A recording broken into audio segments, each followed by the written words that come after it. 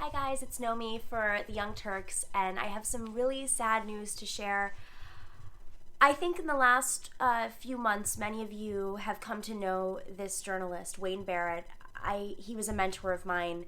New Yorkers have known him for over 40 years. Wayne Barrett was an investigative reporter for the Village Voice for over 40 years. He also wrote for the Daily Beast. He would write columns in the Daily News regularly. He's the reason why I'm an investigative reporter. Wayne Barrett passed away today, the day before the inauguration of Donald Trump.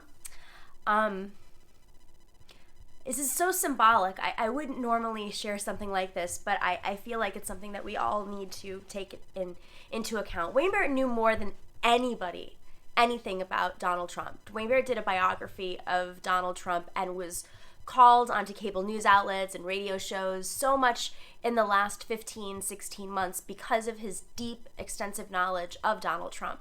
The first time he ever met Donald Trump was in the late 70s when Donald Trump was doing his first real estate deal. And he covered this story when Donald Trump went to City Hall to get contracts, to basically negotiate contracts following his father's lead. And Wayne Barrett was there to expose it before anybody was doing this type of muckraking. Wayne Barrett told me that the first time he ever met Roger Stone was when he was carrying attorney Roy Cohn, who was the attorney for the McCarthy hearings, carrying his briefcase.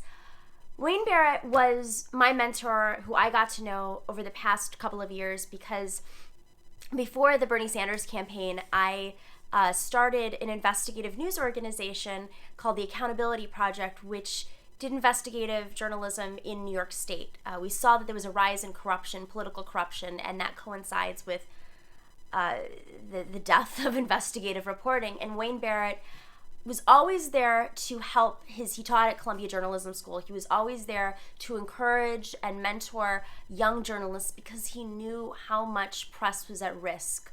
And Wayne had been suffering from lung cancer for several years and really hadn't left his home. He was hooked up to a machine, but people would just come and visit him at his house in Brooklyn and sit there and listen to him tell stories or give advice for hours. And he was the head of our board. He was the person connecting us to everybody when we started the Accountability Project. He brought us reporters and helped train them and gave them advice on how to go out in the field and source information.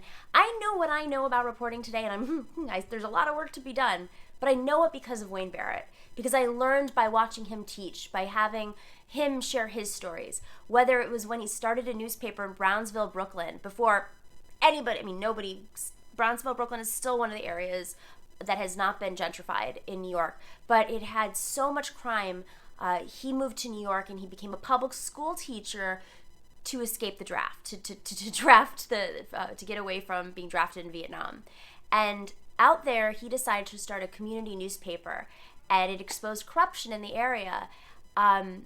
He was mugged. People stole money from him. There were people who had gone to prison, who attacked these journalists. He was once choked by lawmakers, choked by mafiosos. Wayne Barrett always said the two people in New York that you have to be fearful of are the two Al's, Al D'Amato and Al Sharpton, because he investigated those two, and he said they were the two most corrupt people in New York politics. He said this year that what we have to fear most right now is not just Donald Trump and the conflicts of interest, but the media not paying attention, and he put a lot of blame on CNN, which I know you guys did. Wayne Barrett called me. Oh my God, I forgot about this. In the primary, at the convention, he left me a message after seeing me on Megyn Kelly.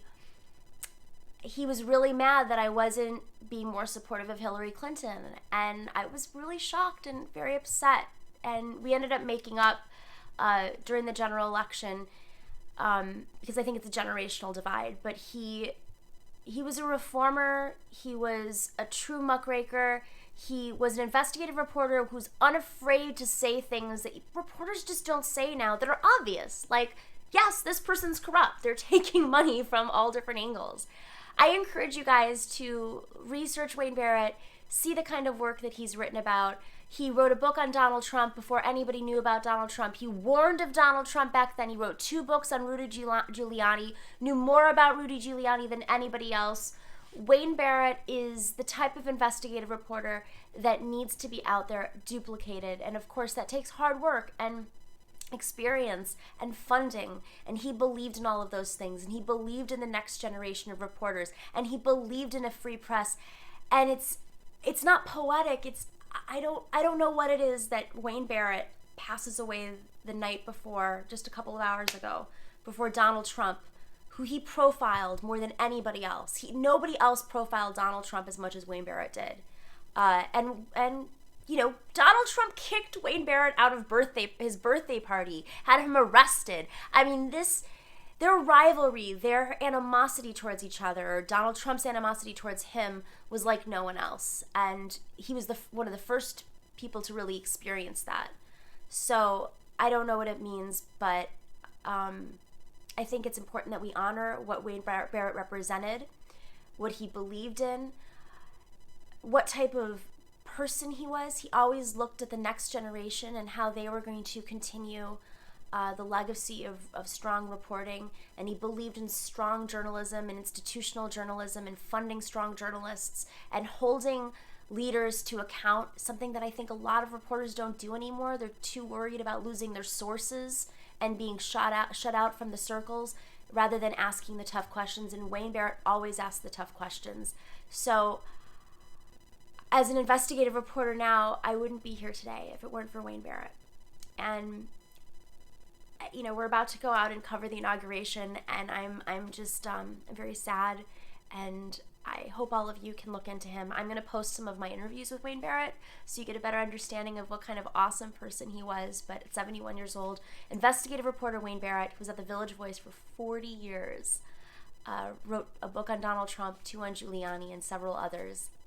He's passed away. So we're with you, Wayne. We're thinking of you, and we hope that we can continue your legacy however we can. So thanks, guys.